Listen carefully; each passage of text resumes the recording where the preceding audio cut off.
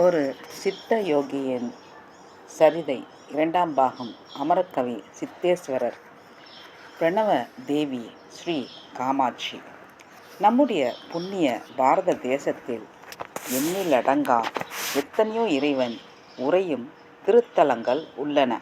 ஸ்தல புராணங்களில் மூலமாகவும் மகரிஷிகள், சித்தர்கள், மகான்கள், ரிஷி முனிகள் பிரதிஷ்டை செய்து உருவாக்கிய இத்திருத்தலங்களே மக்களுக்கு ஆன்மீக நெறிமுறையை பரப்பி வருகின்றன. மனிதனுக்கு பிரபஞ்ச சக்தியின் பேராற்றல்களை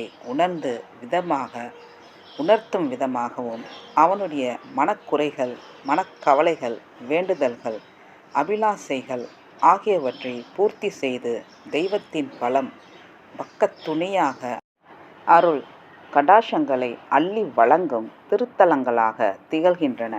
மனிதனுடைய பரபரப்பான அன்றாட ஜீவித வாழ்க்கை போராட்டங்களில் பலவித இன்னல்கள், குடும்ப பிரச்சனைகள், வியாபார பிரச்சனைகள் ஆகிய தொல்லைகளிலிருந்து சற்று நேரம் விடுபட்டு மன அமைதியை பெற்றுத்தரும் இடங்களாக விளங்குவது திருக்கோயில்களே ஆகும். இந்த பாரத தேசத்தில் எத்தனையோ திருக்கோவில்கள் இருந்தாலும் அதில் முக்கியமாக தனி சிறப்பு பெற்று விளங்குவது 3 முக்கிய பீடங்களாகும். அவை முறையே: 1 ஸ்ரீபதியின் திருமாலா பீடம், ஸ்ரீ வெங்கடேச பெருமாள் திருமலை. 2 ஸ்ரீ சிருங்கேரி பீடம், ஸ்ரீ சாரதாம்பிகை சிருங்கேரி.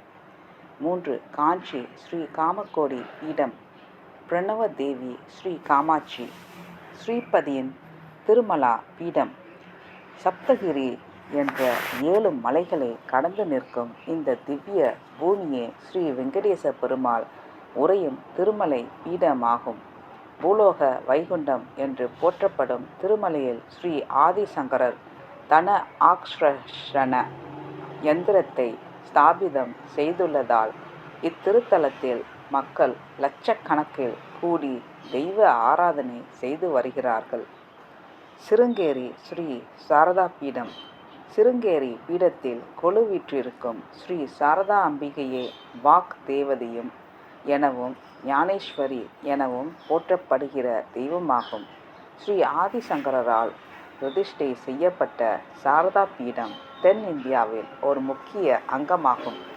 ஸ்ரீ சாரதா பீடத்தில் பட்டமேற்று பக்த கோடிகளுக்கு அருள் பாலிக்கும் சங்கராச்சாரியார் சுவாமிகள் பாரதி என்ற திருநாமத்துடன் இந்த பீடத்தில் அழைக்கப்படுகிறார்கள். இந்த சாரதா பீடமே யோக பீடம் என்று அழைக்கப்படுகிறது. காஞ்சி ஸ்ரீ காமகோடி பீடம். நாரேஷ காஞ்சி என்ற மனிதனுக்கு முக்தி அளிக்கும் 7 புண்ணிய நகரங்களில் ஒன்றான காஞ்சிபுரம் பல சிறப்புகள் வாய்ந்தது. காஞ்சி காமகோடி பீடத்தை அலங்கரிப்பவள் இந்த அகண்ட பிரபஞ்சத்தின் தாய் என போற்றப்படும் பிரணவ தேவி ஸ்ரீ காமாட்சி தேவி ஆவாள். காயத்ரி மண்டபத்தில் கொலு வீற்றிருக்கும் ஸ்ரீ காமாட்சி தேவியின் திருவடிகளில் ஸ்ரீசக்கரம் என்ற யந்திர ஸ்தாபனம் ஸ்ரீ ஆதிசங்கரால் பிரதிஷ்டை செய்யப்பட்டுள்ளது. இயற்கையின் 8 விதமான பேராற்றல்களாக விளங்கும் அஷ்டலட்சுமிகள் இந்த யந்திர ஸ்தாபனத்தில் வாசம் செய்கிறார்கள். இப்பீடத்தை அலங்கரிக்கும் சங்கராச்சாரியார்கள் சரஸ்வதி என்ற பட்ட பெயருடன் பக்தர்களுக்கு அருள் புரிகின்றனர். யந்திர ஸ்தாபனம் ஸ்ரீ வித்யா உபாசனை மார்க்கத்தில் தாந்திர சாஸ்திர வழிபாடு என்பது மிக முக்கியமான ஒரு அங்கமாகும்.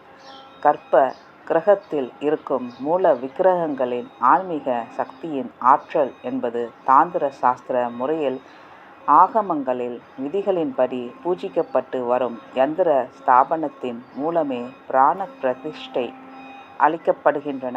திருக்கோவில்களில் கர்ப்ப கிரகத்தில் உறையும் மூல விக்கிரகங்கள் இவ்வாறுதான் உயிரோட்டம் பெற்று சக்தி மிக்கதாக மாறி பக்தர்களின் துயர் துடைத்து அவர்களுடைய கஷ்ட நஷ்டங்களிலிருந்து தற்காத்து மனசாந்தியையும் நற்கதியையும் அருள் புரிந்து வருகின்றனர்.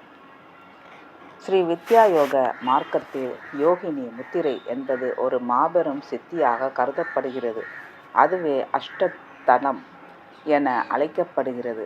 அஷ்டதலத்தின் அபூர்வமான பிரதிஷ்டை என்பது இந்த பூலோகத்திலேயே 2 முக்கியமான திருத்தலங்களில் மட்டுமே உள்ளது என்பதுதான் மிகவும் விசேஷமானதாகும். திருமலை திருப்பதியில் ஸ்ரீ வெங்கடேச பெருமாள் சன்னதியில் நிறுவப்பட்டுள்ள அஷ்டதலமும், காஞ்சிபுரம் ஸ்ரீ காமாட்சியம்மன் திருக்கோவிலில் நிறுவப்பட்டுள்ள அஷ்டதலமும் இந்த பூலோகத்தில் எங்கு தேடினாலும் காணப்படாத அபூர்வமான தெய்வீக சக்திகள் நிறைந்த ஒன்றாகும். அஷ்டதலம் மனிதனின் விண்ணில் அண்ணாந்து பார்த்தாலும் சரி, அல்லது புவியில் எங்கு பார்த்தாலும் சரி, அவனுடைய கண்களுக்கு தென்படுவதெல்லாம் ஜுடத்தின் தோற்றமே ஆகும். ஆனால் அந்த ஜுடத்தையே தாங்கி நிற்கும் காந்த சக்தியின் ஆற்றல்களோ அல்லது அதன் பின்னணியில் இருந்து ஜுடத்தை சூட்சுமமான முறையில் இயக்கி வைக்கும் பேராற்றல் படைத்த நாத சக்தியின் ஆற்றல்களோ ஒருபோதும் அவனுடைய ஊனக்கண்களுக்கு தெரிவதே இல்லை. மனிதனுடைய ஜுடத்தின் ஆதிக்கத்தில் உள்ள ஸ்தூல தேகத்தின் கதையும் இதை போன்றதே. சூட்சுமமான உயிரின் இரகசியமும் மனித அறிவிற்கு புலப்படுவதே இல்லை. இப்பிரம்மாண்டமான பிரபஞ்ச அனைத்தும் சர்வ வியாபகமாய் நம்முடைய ஊனக்கண்களுக்கு காட்சியளிக்கும் ஜடம். இயற்கையில் 8 விதமான அடுக்குகளை அல்லது 8 விதமான வலிமையை அதனுள் கொண்டுள்ளது. ஜடத்தின் முதல் அடுக்கு என்பது ஓம் என்ற பிரகிருதி மாயா என்ற பீஜாட்சரத்தின் அடிப்படையை கொண்டுள்ளது. அதுதான் அஷ்ட தலத்தில் முதல் தலம் என்பதாகும். அதில்தான் மகா பவித்திரமான சங்கநாதம் குடிகொண்டுள்ளது. அது ஸ்ரீ மகாலட்சுமியின் வாசத்தலமாகும். ஜடத்தின் 2வது தலம் என்பது அதன் நடுமையத்தில் இருக்கும் ஒரு மிக சிறிய புள்ளியே பிந்து என்ற தத்துவத்தை அடிப்படையாக கொண்டு இயங்கி வருகிறது. பிந்து சுரூபம் என அழைக்கப்படும் இதுவே ஜுடத்தின் அனுப்புறமான அதன் நடுமைய இயக்கத்திற்கு ஆதாரமாக இருக்கிறது.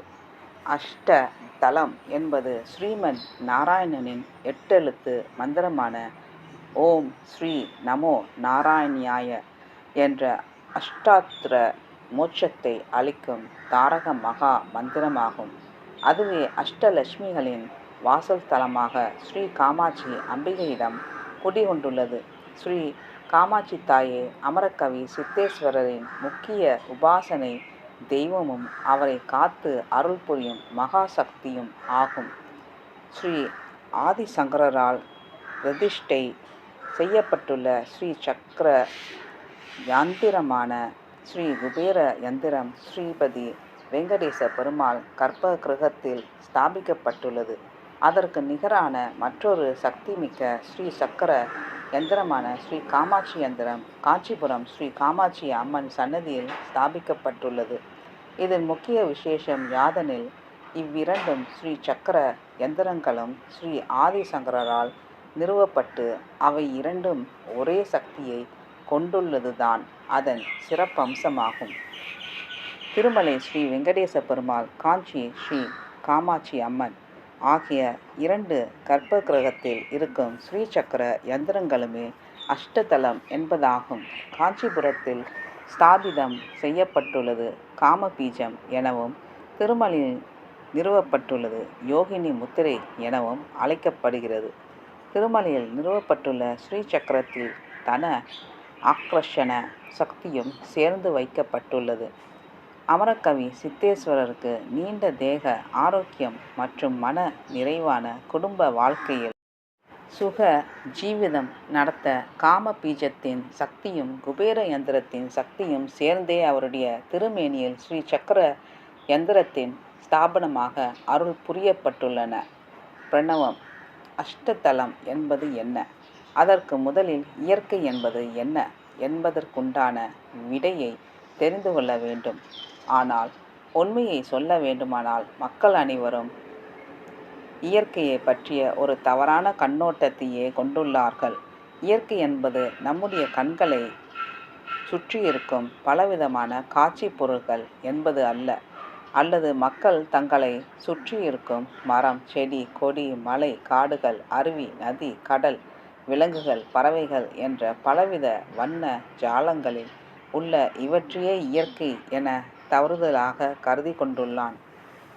அல்லது கவிஞர்கள் தங்கள் கற்பனையை மூலம் கவிதைகளில் வர்ணித்து கூறும் உவமைகளில் விளக்கங்களும் அல்ல.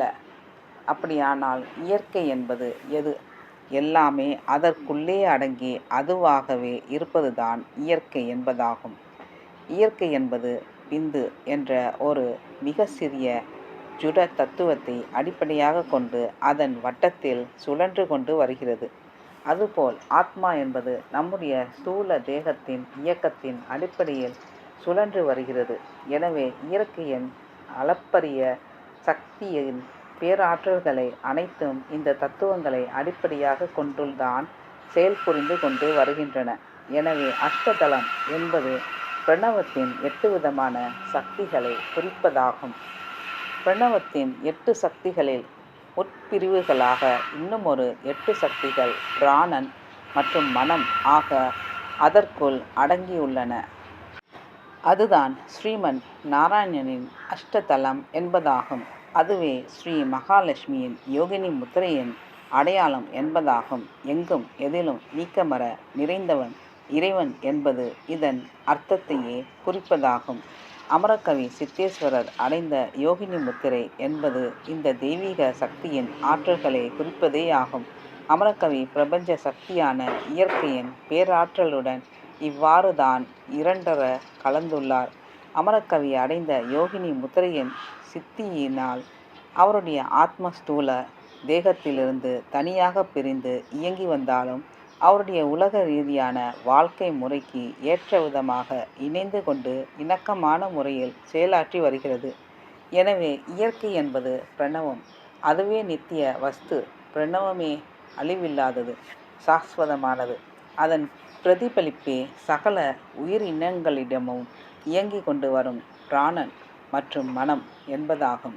ஆகவே பிரணவத்திலிருந்து தோன்றியதே இந்த சர்வ பிரபஞ்ச சிருஷ்டியாகும். திருமலை. அமரகவி தம்முடைய யோக சாதனையின் முன்னேறி செல்லும் போது பல தெய்வீக கனவுகள் அருள் புரியப்பட்டது. அவ்வாறு அமரகவி யோக நித்திரையில் ஆழ்ந்து சென்றபோது திருமலை ஸ்ரீ வெங்கடேச பெருமாள் மற்றும் தாயார் அவர்களின் திவ்ய தரிசனத்தை காணும் பாக்கியம் அருள் புரியப்பட்டது. அமரகவி ஸ்ரீ வெங்கடேச பெருமானின் திருக்கரங்கள்னாலேயே பிரசாதத்தை பெற்றுக்கொண்டார். என்ன ஓட்டங்களில் ஓய்வில்லாத சித்த சலனங்களுக்கு இடையே மன ஓய்வு பெற்று அதன் புகலிடத்தில் தஞ்சமடைந்து மனோநாசனம் பெறும் இடமே புனிதமான திருமலை என்பதாகும். அந்த தெய்வீகமான இடத்தில்தான் இந்திரிய நிக்கிரகம் உண்டாகி கள்ள புலன்கள் ஞான இந்திரியங்களில் ஒருங்கிணையும் போது அங்குதான் ஞான ஒளி என்ற பவித்திரமான திவ்ய நாதம் அருள் புரியப்படுகிறது. நன்றி, வணக்கம்.